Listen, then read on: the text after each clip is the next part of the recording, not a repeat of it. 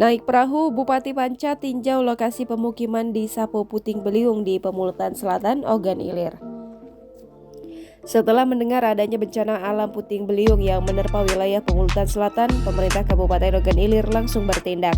Bupati Ogan Ilir Panca Wijaya Akbar beserta jajaran meninjau langsung 3 desa di Pemulutan Selatan yang terdapat rumah rusak diterjang angin.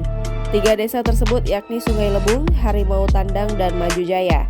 Saat tiba di desa Sungai Lebung, Bupati Ogan Ilir beserta rombongan harus menumpang perahu untuk menuju pemukiman warga yang diterpa angin puting beliung yang lokasinya di wilayah perairan rawa. Selain di Sungai Lebung, tercatat ada 6 rumah lainnya diterpa angin puting beliung di Pemulutan Selatan, yakni 4 rumah di desa Harimau Tandang dan 2 rumah di desa Maju Jaya.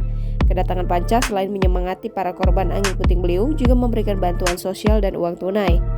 Untuk rumah yang mengalami kerusakan berat hingga ambruk, Panca berjanji akan mengupayakan bantuan. Untuk rumah yang mengalami kerusakan ringan, pemerintah Kabupaten Ogan Ilir melalui Dinas Perumahan dan Kawasan Permukiman akan segera mengatasinya. Selain itu, Panca meminta kepada Dinas Pendidikan dan Kebudayaan untuk menyediakan perlengkapan sekolah anak yang menjadi korban puting beliung.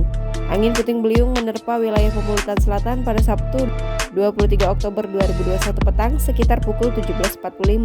Tidak ada korban jiwa dalam musibah bencana alam ini, namun ada beberapa warga mengalami luka ringan. Untuk sementara, para korban angin puting beliung masih mengungsi di rumah keluarga dan tetangga sekitarnya.